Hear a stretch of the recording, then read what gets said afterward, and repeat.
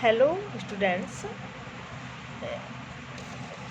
in this video we will discuss about the poem Ode to the West Wind, which was composed by the famous romantic poet V.B. Shelley. Before explaining the poem, we must know about a little introduction of the poet V.B. Shelley. So now we will discuss about the poet V.B. Shelley. V.B. Shelley was born on August 4th, 1792. He was educated at Eton in University College, Oxford. From Oxford, he was sent down in 1811 after circulating a pamphlet on the necessity of atheism. In the same year, he married Harriet Westbrook, but separated from her after 3 years of of wandering life. Harriet drowned herself in her after 3 years of a wandering life. Harriet drowned herself in the Serpentine in 1816. He left England in 1814 with Mary Wollstonecraft and married her in 1816. Shelley published Alastor in 1816. In the same year began his friendship with Lord Byron. In 1818, Shelley left for Italy. He visited Byron at Venice and in the same year wrote the stanzas written in Rejections. In 1819, he published Peter Bell III, a satire on Wordsworth. At the end of the 1819, Shelley moved to Pisa and it was now he wrote some of his best known lyrics, including the Ode to the West Wind and to a Skylark. Shelley was a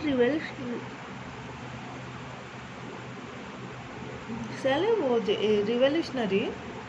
He didn't believe in the customs and conventions of the world. Shelley was the singer of the unborn utopia. He was little interested in the past. His eyes were golden age was his constant aim.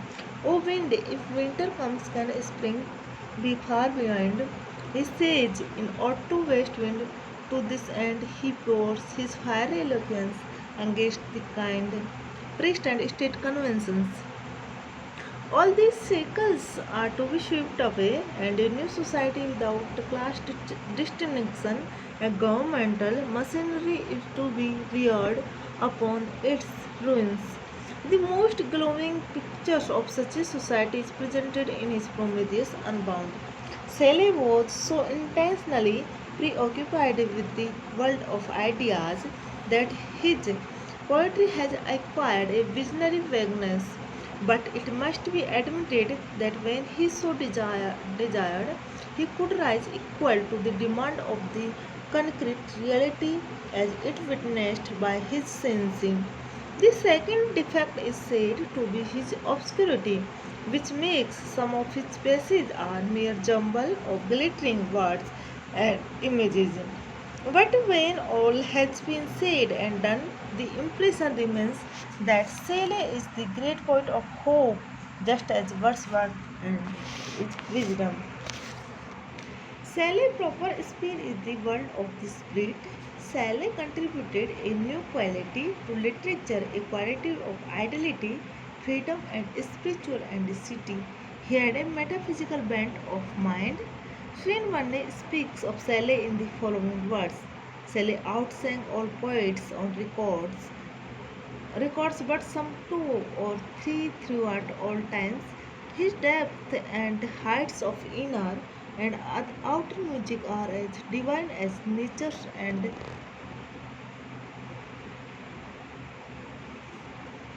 for the vast majority of his readers, Shelley is and will remain a lyrical poet par excellence. His lyricism is the keynote of his poetry. In him, we have all the requisites of a supreme lyrical genius. Like Byron, Shelley was inspired by the idealism of political action. He died at the age of 30 by drowning in a boat accident. So now we will discuss about the theme of the poem Ode to the West Wind. Ode to the West Wind, published in 1820, and it is perhaps the greatest of all Sally's lyrics. It is a lyric of great complexity. The natural pattern of leaf-foot wave developed in the first three stanzas anticipates the poet's identification with the unseen but deeply felt presence of the west wind.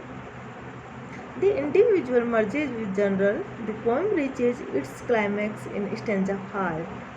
It is one of the best lyrics of Shelley. It presents Shelley as the poet of nature, singer of endless sorrow, and the prophet. In the first three sections of the poem, it vividly shows its activities on land and in the sky and the sea. In the fourth section, the poet identifies himself with the west wind, which makes ground for a new revolution. He hopes to bring about a new social order with the help of the west wind. His verses sweeps along with the rush of the wind. Metaphor succeeds metaphor and simile after simile with the field rapidity. The poem is an ode composed in the Italian verse form called Teresa Rima. Each stanza is planned like a sonnet containing 14 lines. The lines are in iambic pentameters.